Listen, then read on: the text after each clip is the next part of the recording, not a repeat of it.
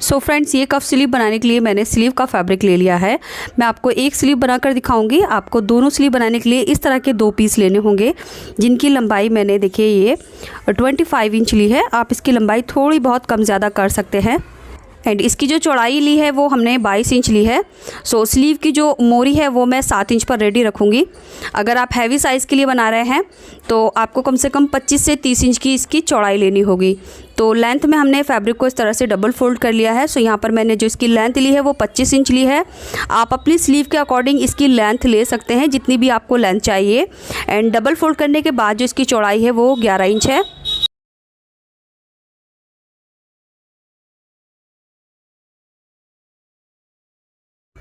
अब देखिए ये वाली साइड जो है ओपन है एंड जो ऊपर वाली साइड है ये फोल्डेड है। इसके बाद ये वाली साइड जो 2 साइड है ये भी ओपन है। सो यहाँ पर आप किसी भी साइड से इसकी मोरी बना सकते हैं। सो मैं यहाँ पर लगभग 1 इंच पर मार्क करूँगी और ये 1 इंच हमने अंदर की तरफ फोल्ड कर देना है जिधर हमारी स्लीव ओपनिंग बनेगी। तो 1 इंच पर हमने आगे की तरफ कट लगाया है। अब ½ इंच फैब्रिक को डबल फोल्ड करेंगे और यहाँ से फोल्ड करते हुए किनारे पर एक स्टिच लगा देंगे। तो देखिए सिंपली हमने फैब्रिक को ½ इंच डबल फोल्ड किया है, क्योंकि हमने 1 इंच का मार्जिन लेकर कट लगाया था। अब ये वाली सिलाई को हम किनारे पर लगाएंगे। सो जब हम किनारे पर सिलाई लगाते हैं तो फिनिशिंग ज़्यादा अच्छी आती है। तो कोशिश करें फोल्ड करते हुए फैब्रिक को किनारे पर सिलाई लगाएं। आप चाहें तो यहाँ पर हैंड स्टिच भी कर सकते हैं, यानी कि आप यहाँ पर तुरपाई भी कर सकते हैं और इस तरह से आप सिलाई करके भी इसको हैम कर सकते हैं। तो लीजिए हमने स्लीव की जो ओपनिंग है यानी स्लीव की मोरी फोल्ड कर ली है इस तरह से।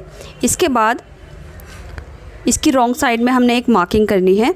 सो यहाँ पर आप इसकी लेंथ को कम ज़्यादा कर सकते हैं। 5 इंच भी रख सकते हैं और 6 या 7 भी रख सकते हैं, यानी कफ़ की लेंथ आपको जितनी भी चाहिए उसी के हिसाब से आप यहाँ पर मार्किंग कर सकते हैं। तो मैं 7 इंच पर मार्क कर रही हूँ, क्योंकि मुझे जो कफ़ की लेंथ है वो 7 पे चाहिए। तो 7 इंच की लेंथ पे हमने इस तरह से स्लीव की रॉन्ग साइड में मार्किंग करनी है। अब यहाँ पर आप स्केल की हेल्प से भी मार्किंग कर सकते हैं और इस तरह से डॉट डॉट करके भी इस मार्क को सीधा कर सकते हैं इस तरह से। तो सिंपली मैंने 7 इंच के ऊपर एक मार्क किया और इसको सीधा कर लिया है इस तरह से। ध्यान रहे ये मार्किंग हमने स्लीव की रॉन्ग साइड में की है। तो ये रॉन्ग साइड है जिधर पर हमने मार्किंग की थी। ये देखिए जिधर फैब्रिक फोल्ड किया है। इसके बाद हमने इस साइड से लगभग 1 से 1.5 इंच एक मार्क करना है, जितना हम सीमिंग अलाउंस में यानी स्लीव की फिटिंग में जितना हमारा फैब्रिक जाएगा। तो दोनों साइड में मैं 1.5 इंच पर मार्क कर दूंगी इस तरह से। इसके बाद हमने यहीं से फैब्रिक को इस तरह से फोल्ड करना है। तो ये हमने रॉन्ग साइड में फोल्ड किया, राइट साइड इधर है। अब देखिए यहाँ से हमने 1.5 इंच पर इस तरह से फोल्ड किया है और ऊपर से ये वाला फैब्रिक बिल्कुल बराबर मिल के आना चाहिए।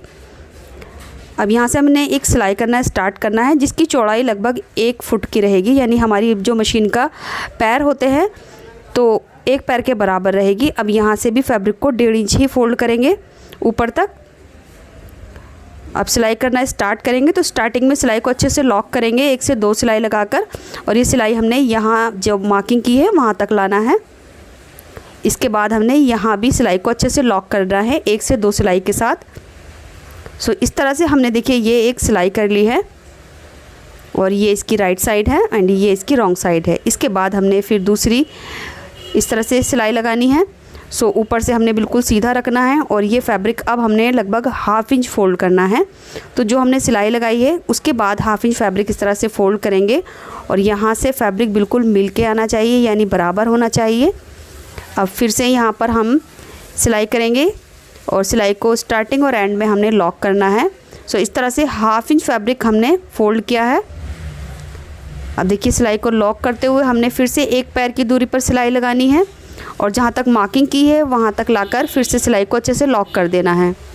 सो गाइज़ कुछ इस तरह से हमने ये पिन टैक्स डालनी है। सो जिस तरह से हमने ये 2 पिन टैक्स डाली हैं बिल्कुल इसी तरह से अब हमने ½ इंच फैब्रिक इस तरह से फोल्ड करना है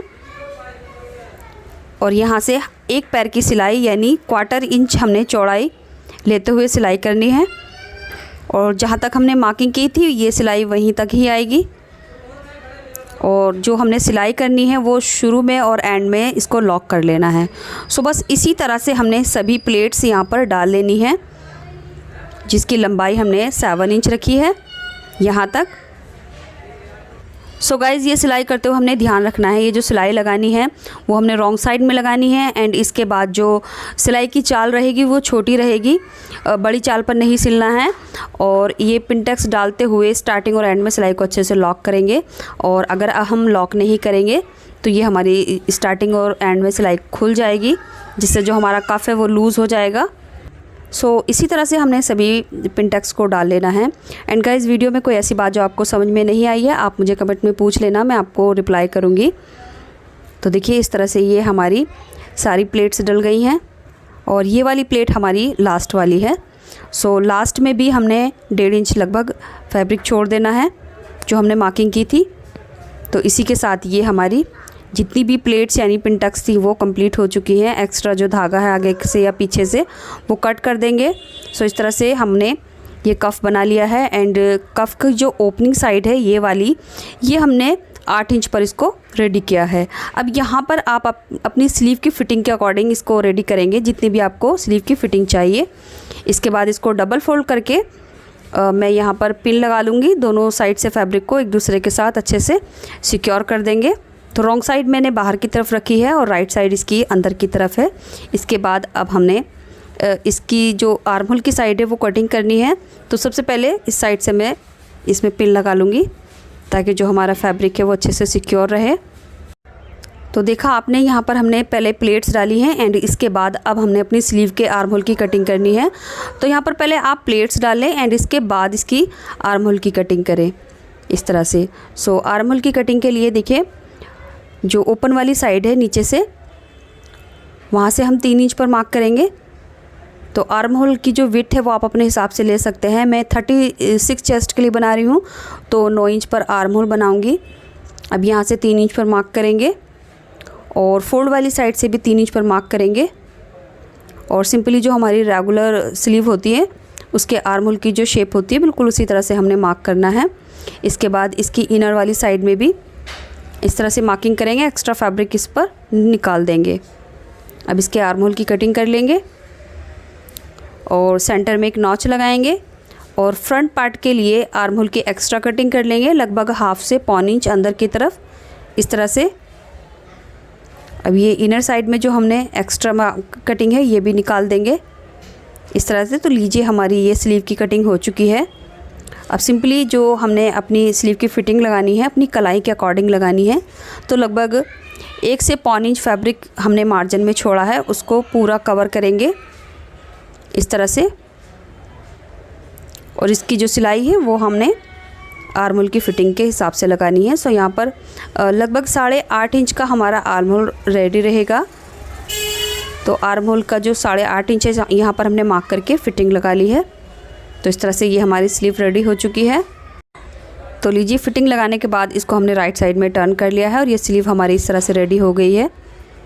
ये आर्म होल है और ये हमारी स्लीव का जो कफ है इस तरह से।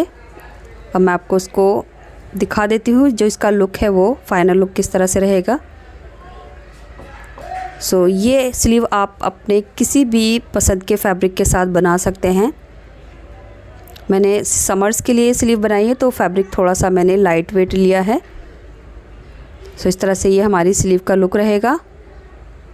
सो फ्रेंड्स, ये कफ स्लीव डिज़ाइन बहुत ही लेटेस्ट एंड यूनिक डिज़ाइन है। आप अपनी किसी भी ड्रेस में ये डिज़ाइन बना सकते हैं और आप ये डिज़ाइन एक बार ट्राई ज़रूर करें और वीडियो के कमेंट बॉक्स में फ़ीडबैक ज़रूर दें कि आपका डिज़ाइन कैसा बना और आपको ये डिज़ाइन कैसा लगा और वीडियो आपको कैसी लगी वो भी कमेंट बॉक्स में ज़रूर बताएं। सो फ्रेंड्स, अगर आप मेरे और लेटेस्ट ड्रेस डिज़ाइन देखना चाहते थे उसके लिए आप मुझे चैनल पर मेरे विज़िट ज़रूर करें, जहां पर आपको काफ़ी ड्रेस डिज़ाइन मिल जाएंगे। एंड इसी के साथ आप मेरे चैनल को सब्सक्राइब करके बेल बटन ज़रूर प्रेस कर लें ताकि मैं जब भी न्यू वीडियो पोस्ट करूं आपको नोटिफिकेशन सबसे पहले मिल जाए। साथ ही साथ आप मुझे इंस्टाग्राम और फेसबुक पेज पर भी ज़रूर फॉलो कर लें, वहाँ पर भी मैं लेटेस्ट अपडेट करती रहती हूँ। इसी के साथ वीडियो कंप्लीट होता है। मिलते हैं अगले वीडियो में कुछ नए आइडियाज़ के साथ। तब तक के लिए bye, take care, thanks for watching this video.